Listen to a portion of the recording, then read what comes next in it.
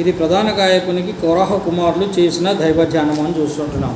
కొరాహ కుమారులు ఈ కీర్తనను రాశారు.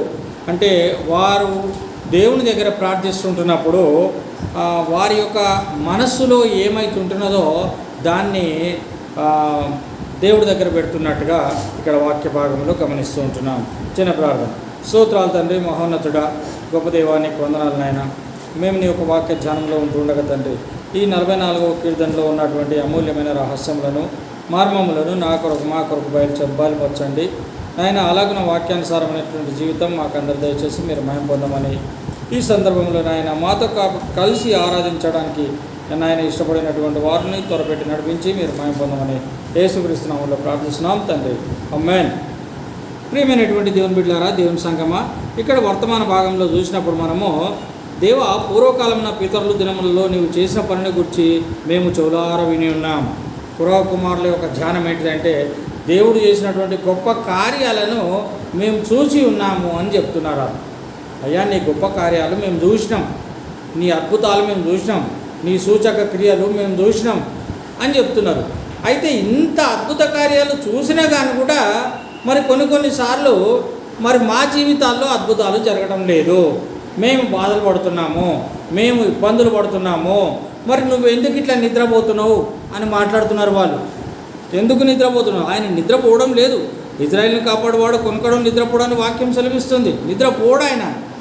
కానీ వీళ్ళకు ఉన్నటువంటి బాధను బట్టి వీళ్ళు ఏమంటారంటే నువ్వు నిద్రపోతున్నావు, నువ్వు ఎందుకు మమ్మల్ని లెక్క చేయడం లే, నువ్వు మమ్మల్ని ఎందుకు సృష్టించడం లే, మా పితరులు దాన్ని మాకు వివరించారు, నువ్వు చేసిన గొప్ప గొప్ప కార్యాలన్నీ మా తాత ముత్తాతలు మాకు బాగా చెప్పారు, నువ్వు అద్భుతాలు చేస్తావని చెప్పారు. కానీ మా జీవితంలో అద్భుతం జరగడం లేదు. నీ భుజబలము చేత అన్యజనులను వెళ్ళగొట్టి మా పితరులను నాటితివి, జనములను నిర్మూలం చేసి వారిని వ్యాపింపజేస్తేవి. అంటే నీ యొక్క శక్తి చేత, నీ యొక్క భుజబలము చేత అన్యజనులను అనగా దేవుని తెలియనటువంటి వారిని దూరం చేసినావు. మా పితరులను ఏం చేసినావు? నీ యొక్క సన్నిధిలో వారిని నిలబెట్టినావు, నీ భద్రతలో వారిని దాచిపెట్టినావు. ఇది అద్భుతమే. మరి మా వరకు వచ్చే వరకు ఎందుకు జరుగుతలే? మా తాత ముత్తాతలకు అద్భుతాలు జరిగినాయి, మా వరకు ఎందుకు జరుగుతలేదు? వారు తమ ఖడ్గం చేత దేశమును స్వాధీనపరచుకోలేదు, వారి బాహు వారికి జయబియ్యలేదు. నీవు వారిని కటాక్షించితివి కనుక నీ దక్షిణాస్తమే, నీ బాహువే ముఖకాంతియే వారికి విజయం. వాళ్ళు ఏం చేయకపోయినా కానీ కూడా నువ్వు విజయం ఇచ్చినావు. ఎవరికి? మా తాత ముత్తాతలకి. వాళ్ళు ఏం చేయలే కానీ నువ్వు విజయం ఇచ్చినావు, నువ్వు అద్భుతాలు చేసినావు. అది వాళ్ళు మాకు చెప్పారు కూడా, మేము విన్నాం కూడా. మరి అంత అద్భుతాలు చేసినోడివి మాకెందుకు దూరంగా ఉంటున్నావు? యాకోబునకు పూర్ణ రక్షణ కలుగజేసిన వాడివి నీవే. నీ వలన మా విరోధులను అంటే మా శత్రువులను అణచివేసినావు, వాళ్ళని అణచివేస్తావు, దూరం చేస్తావు. నీ నామం వలన మా మీదికి ఎవరైతే లేస్తారో వాళ్ళని తొక్కేస్తావు నువ్వు. అది మాకు బాగా తెలుసు. ఎట్ట తెలుసు? మా పితరులు చెప్పిరు అవన్నీ విషయాలు మాకు. నేను నా వింటిని నమ్ముకొనలేదు, నమ్ముకొనినను నా కత్తియు నన్ను రక్షింపలేదు. మేము మా సొంత ఆలోచనలతోటి చాలా చేసినాం. సొంత ఆలోచనలతోటి మేము ఎన్నోసార్లు విజయం రావాలని ప్లాన్ చేసినాం, కానీ ఫెయిల్ అయిపోయినాం. కానీ మా పితరులు చెప్పింది ఏంటిదంటే నువ్వే అద్భుతాలు చేస్తావు, నువ్వే విజయం ఇస్తావు. కానీ మేము నమ్ముకున్నటువంటిది మాకేమీ సహాయం చేయలేదు, మమ్మల్ని రక్షించలేదు. మా శత్రుల చేతిలో నుండి కూడా మమ్మల్ని విడిపించేవాడు నీవే, కానీ విడిపిస్తలేవు. ఇంకేమంటాడు? మమ్మల్ని ద్వేషించి వారిని సిగ్గుపరచువాడవు నీవే. మమ్మల్ని ఎవరైతే ఇబ్బంది పెడతారో వాళ్ళని కూడా సిగ్గుపరుస్తావు. అంటే మాకు విజయం ఇస్తే వాళ్ళు సిగ్గుపడతారు. చెయ్యగలవు నువ్వు, కానీ చేస్తలేవు. ఎందుకు? అది వాళ్ళ ప్రశ్న, కోరా కుమారుల ప్రశ్న. దినమెల్ల మేము దేవుని అందు అతిశయపడుతున్నాము, మేము ఎప్పటికీ నిన్ను బట్టి మేము సంతోషిస్తున్నాం, అతిశయపడుతున్నాం, గొప్ప చెప్పుకుంటున్నాం. మా దేవుడు ఇట్లా అట్లా అని బాగా గొప్ప చెప్తున్నాం. నీ నామాన్ని బట్టి మేము నిత్యం కృతజ్ఞతలు చెల్లిస్తున్నాం. నువ్వు గొప్ప దేవుడు అని మేము రోజు నీకు థ్యాంక్స్ చెప్తున్నాం. అయితే ఇప్పుడు మమ్మును విడనాడి అవమానపరుస్తున్నావు. మేమేమో ప్రజలకందరికీ మా దేవుడు గొప్పోడు అని చెప్తున్నాం, నువ్వేమో మమ్మల్ని అవమానపరుస్తున్నావు. మాకేం సాయం చేయడం లేదు. మా తాత ముత్తాతలు అంటారు, అరే మన దేవుడు గొప్పోడురా, మనకు సాయం చేస్తాడు, అద్భుతాలు చేస్తాడు అని వాళ్ళు చెప్తున్నారు. నువ్వు నిజంగా చేసేటోనివే, కానీ మా వరకు వచ్చేటానికి మాత్రం ఏ సహాయం దొరకలేదు నీ దగ్గరికి. ఏంది పరిస్థితి అని వాళ్ళు దేవుని దగ్గర అడుగుతున్నారు.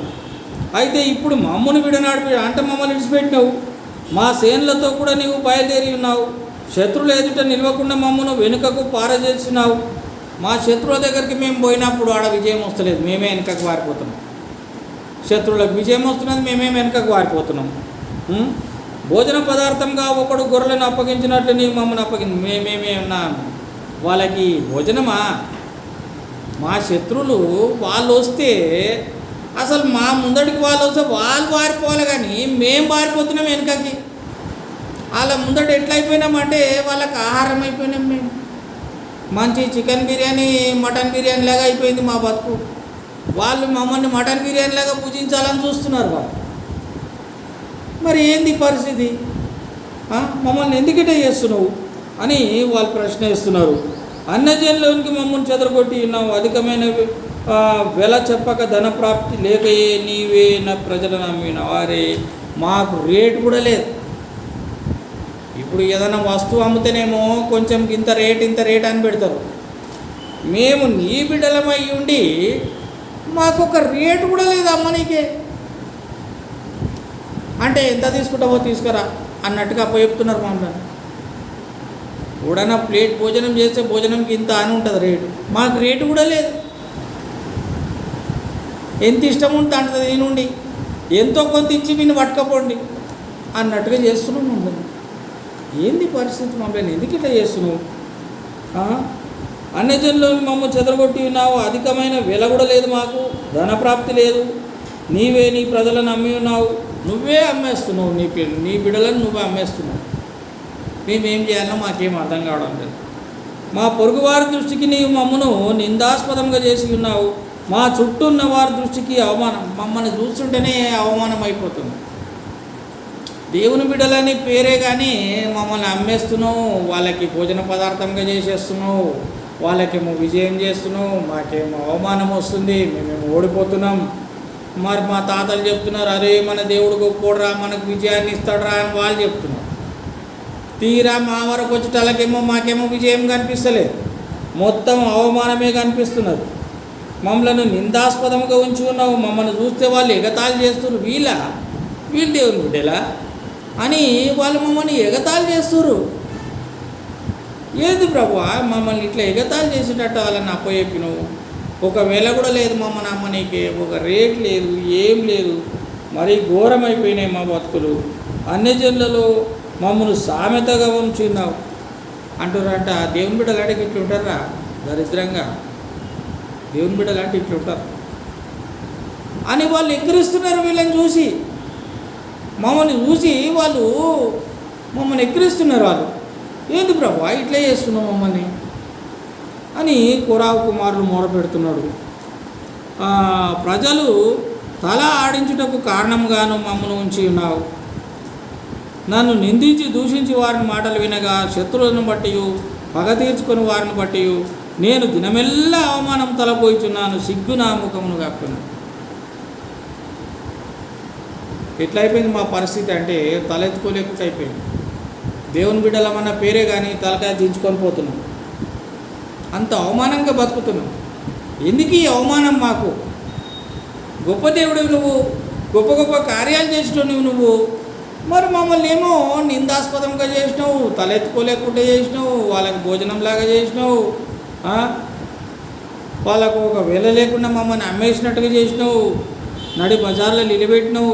ఏంది ఇది అని బాధపడుతున్నారు. మా సిగ్గు ముఖాన్ని కప్పేసింది, సిగ్గుతోటి తలకాయ తీర్చుకుంటున్నాం.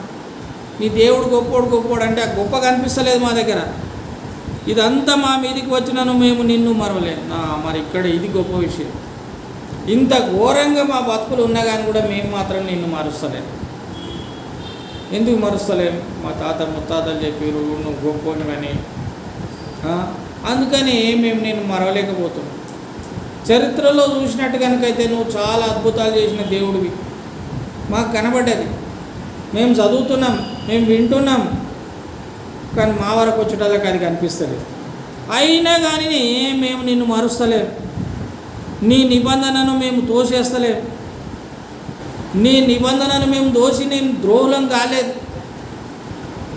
మేము దేవుణ్ణి దూరం చేసుకోవడం లేదు, మేము నీకు దగ్గరగానే ఉన్నాం, నీ యొక్క ఆధీనంలోనే మేము ఉన్నాం, నీ నిబంధనను మేము దోషేస్తలేం, మా హృదయం మేము వెనుకకు తీసుకుంటలేం, మాకేమీ నువ్వు గొప్ప చేయకపోయినా, మా జీవితంలో ఏమీ అద్భుతం చేయకపోయినా మేము విడిచిపెడతలేము, మిమ్మల్ని దోషేస్తలేము, మా దేవుడు కాదని మేము అంటలేము, మా అడుగులు నీ మార్గమును విడిచి తొలగిపోలేదు. అయినా మేము మందిరంకి వస్తూనే ఉన్నాం, ప్రార్థన చేస్తూనే ఉన్నాం, నీ నామాన్ని గొప్ప చేస్తూనే ఉన్నాం, నువ్వు మాకేం చేయట్లే, అయినా మేము నిన్ను మర్చిపోతలేం, నీ దగ్గరికే వస్తున్నాం. అయితే నక్కలున్న చోట నీవు మమ్ము బహుగా నలిపి ఉన్నావు. ఈ లోకంలో దరిద్రపొళ్ళు నక్కల్లాంటి జీవితం కలిగిన వాళ్ళు చాలామంది ఉన్నారు. వాళ్ళ ముందడికి వచ్చినప్పుడు నువ్వు మమ్మల్ని నలిపేస్తున్నావు. నువ్వు మమ్మల్ని నలిపేసి ఏం చేస్తున్నావు? నక్కలు ఉన్న చోట నీవు మమ్మను బహుగా నలిపి ఉన్నావు, గాఢాంధకారం చేత నువ్వు మమ్మల్ని కప్పేసి ఉన్నావు. ఎక్కడ పోయినా మాకు వెలుగుంటలేదు, చీకటే కనబడుతుంది, చీకట్ల తడుములాడుకుంటూ మేము నడుస్తున్నాం, అయినా మేము మాత్రం నిన్ను విడవడం లేదు, మా దేవుని నామం మేము మర్చిపోవడం లేదు, అన్యజనుల తట్టు మా చేతులు మేము ఎత్తుతలేము. హృదయ రహస్యములు ఎరిగిన నువ్వు కనుక, మా సంగతిని పరిశోధించేవాడవు నీవే కనుక, అందుకే మేము నిన్ను విడిచిపెడతలేము. నువ్వు గొప్ప దేవుడు కనుక మేము నిన్ను విడిచిపెట్టడం లేదు. నువ్వు మాకు సహాయం చేయకపోయినా మేము నిన్నే వెంబడిస్తాం. మా రహస్యాలు అన్నీ తెలిసినటువంటి దేవుడవు నీవే. నిన్ను బట్టి మేము దినమెల్లా వధింపబడుతున్నాం. నీ నామాన్ని బట్టి మేము దినమంతా కూడా బాధపడుతున్నాం, మేము దినమంతా కూడా ఇబ్బంది పడుతున్నాం, అయినా కానీ మేము బాధపడటం లేదు, భయపడటం లేదు. నువ్వు మాకున్నావనే ఒక గొప్ప ధీమా. అంటే వీళ్ళు చెప్పేది ఏంటంటే యోగులాగా చెప్తున్నారు. యోబు ఒక్క మాటలే చెప్పిండు, కాకపోతే వీళ్ళు కొంచెం సాగదీసి చెప్తున్నారు. యోబు యెహోవా ఇచ్చాను, యెహోవా తీసుకొని పోయినాను ఒకే మాట చెప్పిండు. వీళ్ళైతే కొంచెం బాధలో ఉన్నారు కనుక బాధలన్నీ బయట పెడుతున్నారు, అన్నీ బయట పెడుతున్నారు. మేము ఇట్లున్నాం అట్లున్నామని. ప్రభువా మేలుకొను. ఇప్పుడు అడుగుతున్నారు, అయ్యా నువ్వు చూస్తున్నావు కానీ పట్టించుకోవట్లేవు, కొంచెం నువ్వు మేలుకో, నువ్వు ఎందుకు నిద్రపోతున్నావు, లేము నిత్యం మమ్మల్ని విడనాడకము, రోజు ఇడిచిపెట్టకు ప్రభు, ఆ రోజు మమ్మల్ని ఇబ్బంది పెట్టకు. కొన్ని రోజులు అయితే ఇబ్బంది పెట్టినావు, కొన్ని రోజులను మమ్మల్ని ఇబ్బంది పెట్టినావు, కొన్ని రోజులను మమ్మల్ని రోగాలకు గురి చేసినావు, అప్పులకు గురి చేసినావు. ఇతరుల దగ్గరికి మేము పోయినప్పుడు ముఖం కప్పుకొని పోతున్నాం, సిగ్గుతోటి పోతున్నాం. వీళ్ళైనారా దేవుని పిల్లలని మమ్మల్ని ఎక్కిరిస్తున్నారు, అయినా కానీ మేము సిగ్గుతోటి ముఖం తీర్చుకొని పోతున్నాం. కానీ ఎప్పటికీ ఇట్లా చెయ్యకు ప్రభువా, ఎప్పటికీ ఇట్లా చెయ్యకు. నీ ముఖము నీ వేల మరుగుపరిచి ఉన్నావు, మా బాధను మాకు కలుగు హింసను నీ వేల మరిచి ఉన్నావు. నువ్వు ఎందుకు మా బాధను చూస్తలేవు, మమ్మల్ని హింసించే వారిని ఎందుకు నువ్వు దూరం చేస్తలేవు. నువ్వు నిత్యం మమ్మల్ని విడిచిపెట్టకు. నువ్వు నీ ముఖం మాకెందుకు దూరం చేసుకుంటున్నావు, నీ వేల మరుగు చేసుకుంటున్నావు. మా ప్రాణము నేల కుంగి ఉన్నది, మా శరీరము నేల వంటి ఉన్నది. అంటే మేము చనిపోయే స్థితికి వచ్చినాము, బాధపడుతూ ఉంటున్నాము, చనిపోయే స్థితికి వచ్చినాము, మాకు సహాయం చేయి. నీ కృపను బట్టి మేము విమోచింపు, నీ కృపను బట్టి మమ్మల్ని విమోచింపు, ఎందుకు మమ్మల్ని బాధ పెడుతున్నావు అని కురాహు కుమారులు బతిమలాడుతూ ప్రార్థన చేస్తున్నారు. చాలామందికి ఈ రోజులలో ఇదే పరిస్థితి ఉంటున్నది. దేవుని ఎరిగిన వారు కూడా ఎన్నో ఇబ్బందులు పడుతున్నారు. ఆయన వీళ్ళు అంటున్నారు, మిమ్మల్ని మేము ఎరిగి ఉన్నాం కానీ మమ్మల్ని ఎందుకు ఇబ్బంది పెడుతున్నావు, మమ్మల్ని ఎందుకు ఇబ్బందుల పాలు చేస్తున్నావు, అట్లా చేయకు ప్రభువా, ఎంతకాలం చేస్తావు, ఆ విధంగా చేయకు, మాకు సహాయం చేయి, నువ్వు లేచిరా, నువ్వు నిద్రపోకు, మాకు సహాయం చేయి అని కురాహు కుమారులు వేడుకుంటున్నారు. మనం కూడా అదే స్థితిలో ఉన్నాం. ఎందుకంటే ఎన్నో విషయాలు మనకు కూడా దేవుడు మరి కొన్నిసార్లు మేలు చేయటం లేదు. అయినా కానీ కూడా ఏంటంటే మనము కురాహు కుమారుల లాగానే మనం ఆయనను విడిచిపెడతలేము. మనం ఆయనను వెంబడిస్తున్నాం. ఎందుకు వెంబడిస్తున్నాం? మా దేవుడు గొప్పోడు, తప్పకుండా మమ్మల్ని విడుదల కలగజేస్తాడనే విషయం మనం నమ్మినాం కనుక ఆయన వెంబడిస్తున్నాం. మరి అంత గొప్ప దేవుడు మనకు కలిగి ఉన్నాం కనుక ఆయనను మనము ఆరాధించడానికి బద్ధులమై ఉంటున్నాం. అలాగూ ప్రభువైనటువంటి యేసుక్రీస్తుని మనం ఆరాధించుకున్నాం కాక. ఆమేన్.